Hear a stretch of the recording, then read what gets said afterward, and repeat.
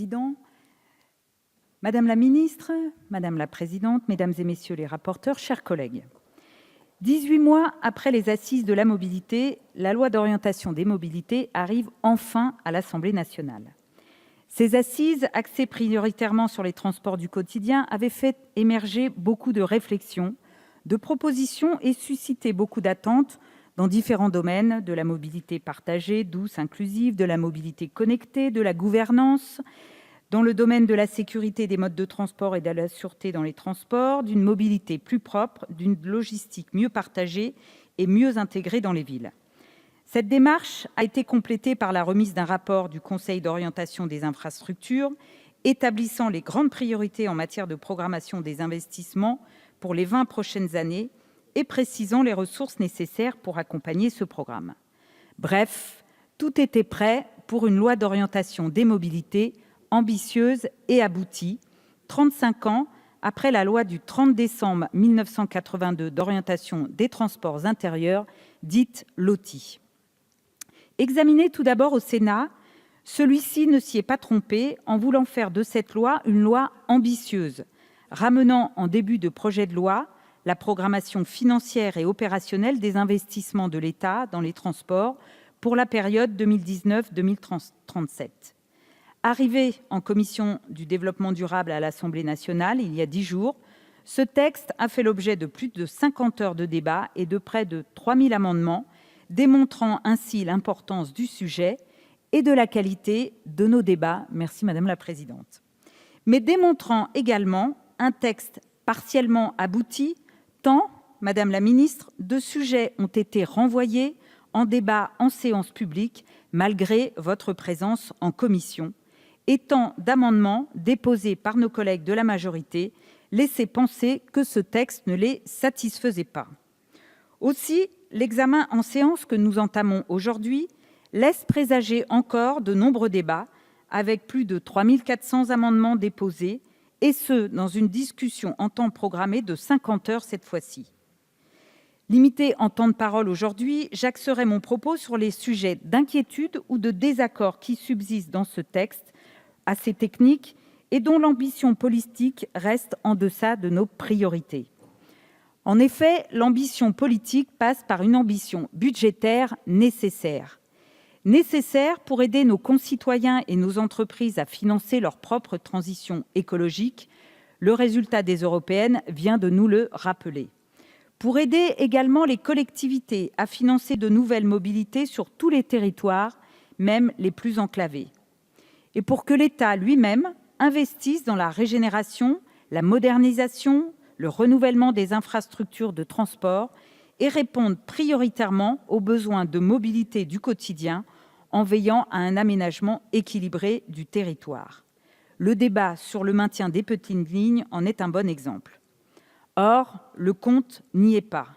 Cette ambition budgétaire n'est pas au rendez-vous.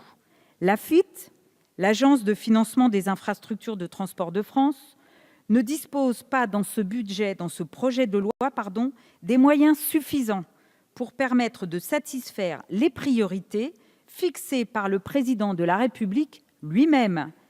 C'est le Conseil d'orientation des infrastructures qui le dit. C'est un comble.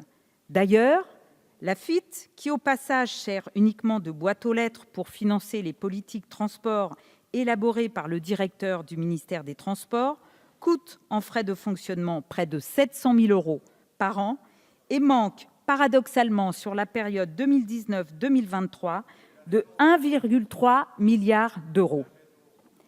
Madame la ministre, à défaut de chercher à créer de nouvelles taxes pour les ménages ou les entreprises ou à capter des surplus de recettes destinés initialement à autre chose, vous avez une solution simple, efficace, pour répondre aux besoins de mobilité des Français, la TICPE. Cet impôt, payé par la grande majorité des contribuables, devrait rapporter en 2019 près de 37 milliards d'euros et seulement 1,2 milliard seront fléchés pour l'AFITF. D'ailleurs, l'État se servant de plus en plus généreusement au passage pour combler le déficit toujours croissant, vous avez cette fois-ci là les moyens de financer les politiques de transport attendu sur nos territoires. Faciliter la mobilité pour tous et dans tous les territoires passe aussi par une gouvernance mieux organisée, respectueuse des compétences de chacune des collectivités et plus ambitieuse en donnant cette possibilité aux régions de s'emparer de cette question de la mobilité si les collectivités de proximité ne peuvent pas le faire. Je crois que ce texte représente dans ce domaine une réelle avancée, mais cette avancée ne doit pas restreindre la décentralisation et interdire à une autorité organisatrice de mobilité locale de reprendre la main lorsqu'elle se sentira prête pour organiser la mobilité sur son territoire en accord avec la région, ou encore d'alourdir les contraintes des autorités organisatrices de la mobilité en leur imposant des règles qui relèvent plus des règles d'urbanisme et ainsi les décourager avant qu'elles misent en place des offres de mobilité. Faciliter la mobilité pour tous, c'est également traiter la question toute particulière des transports en Île-de-France. De nombreuses questions restent en suspens sur le statut des salariés en cas d'ouverture à la concurrence, sur la question du covoiturage, sur la question de l'indemnisation des usagers en cas de perturbation pour travaux ou encore sur le délai de préavis de grève. Faciliter la mobilité pour tous, c'est aussi offrir plus de transport à tous nos concitoyens. Ne détournons pas alors l'utilisation du versement mobilité de son usage initial en permettant la gratuité sur les réseaux et ne faisons pas du forfait mobilité durable une obligation pour les employeurs qui contribuent grandement au financement des transports. Au-delà de ces interrogations en matière de financement et de gouvernance indispensables à la mise en œuvre d'une mobilité pour tous, ce projet de loi aborde une multitude de sujets dont les débats en commission n'ont pas permis d'aboutir, renvoyant souvent à la discussion en séance ou vers des négociations ou des réunions de travail ultérieures. C'est le cas des enjeux de sûreté dans les transports. Le débat, vous le savez, Madame la Ministre, reste entier.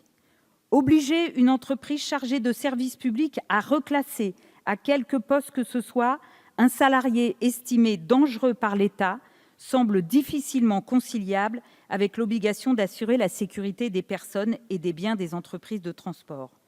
Refuser d'élargir la liste des fonctions sensibles pour lesquelles un salarié pressenti peut faire l'objet d'une enquête administrative afin de vérifier si le profil de celui-ci est compatible avec la sûreté des personnes et des biens.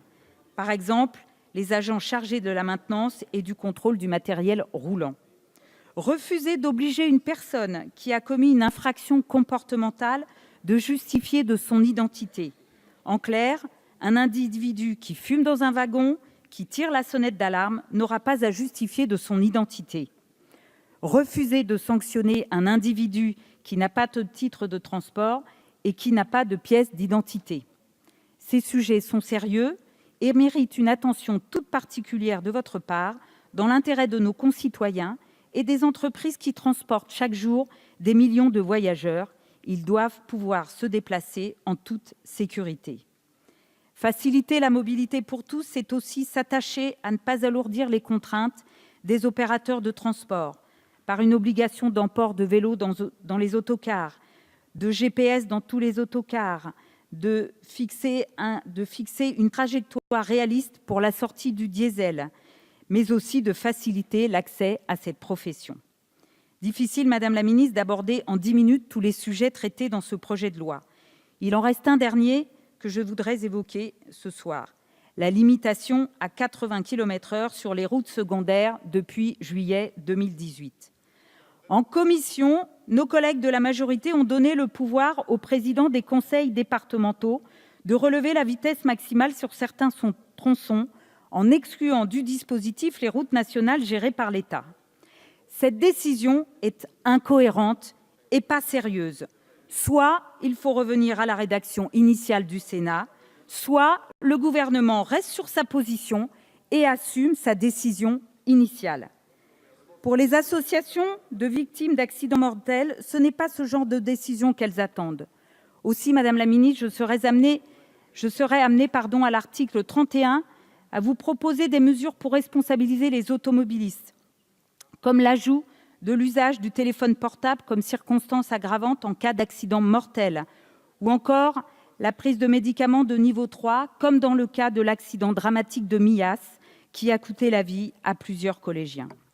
Madame la ministre, reprenez même ces amendements et faites-les porter par la majorité dans l'intérêt des familles des victimes. Beaucoup de débats sont attendus. Nous allons entamer l'examen de cette loi d'orientation de la mobilité avec plus de 3 400 amendements.